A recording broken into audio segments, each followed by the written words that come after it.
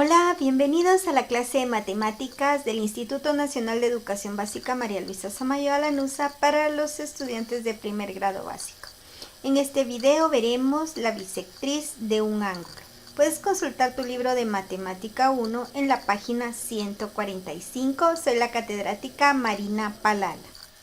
Aprendamos entonces qué es la bisectriz de un ángulo, pero antes de determinar qué es la bisectriz de un ángulo, vamos a observar la figura 1 y 2. Observemos los ángulos separados por el rayo OP. Vemos aquí que hay un ángulo AOP y hay un ángulo BOP. Hay un ángulo grande que es el ángulo AOB. Y este ángulo que está formado por AOB está separado por un rayo OP. Vemos que el ángulo AOP mide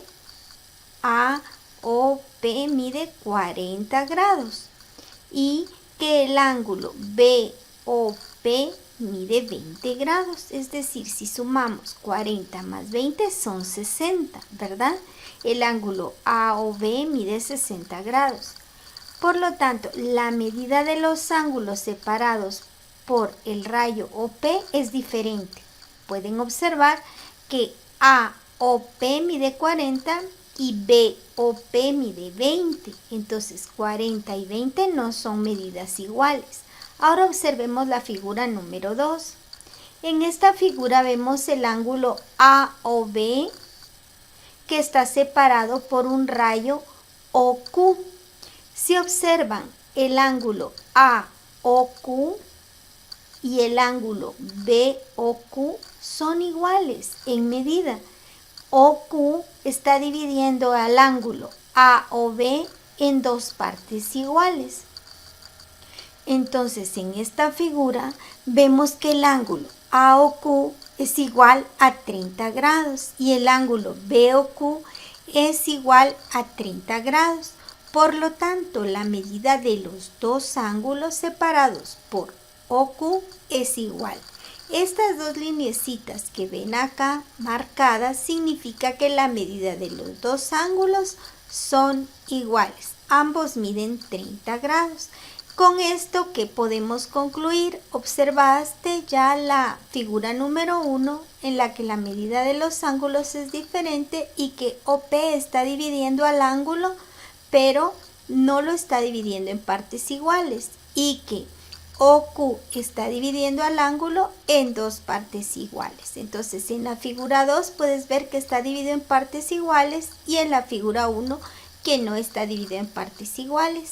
¿Qué podemos concluir entonces?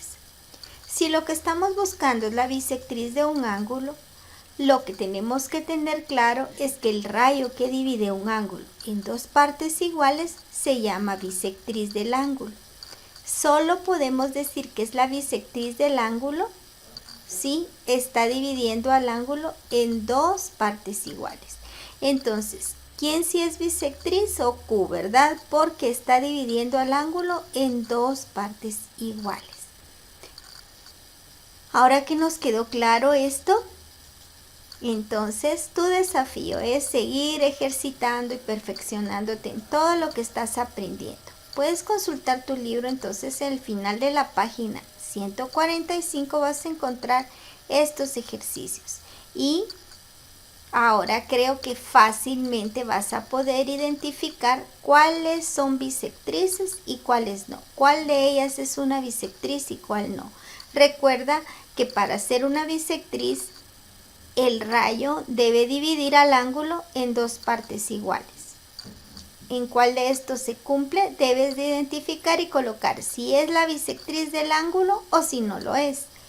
Observa la medida de los ángulos que se te proporciona y no olvides que una bisectriz divide a un ángulo en dos partes iguales.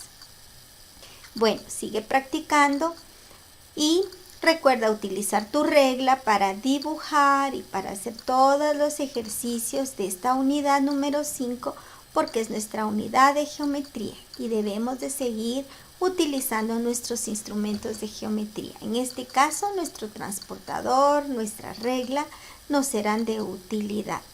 Quiero recordarte que estamos cuidando nuestra salud y la de nuestra familia, lavando nuestras manos constantemente con agua y jabón y quedándonos en casa. Que estés bien, que Dios te bendiga. Hasta pronto.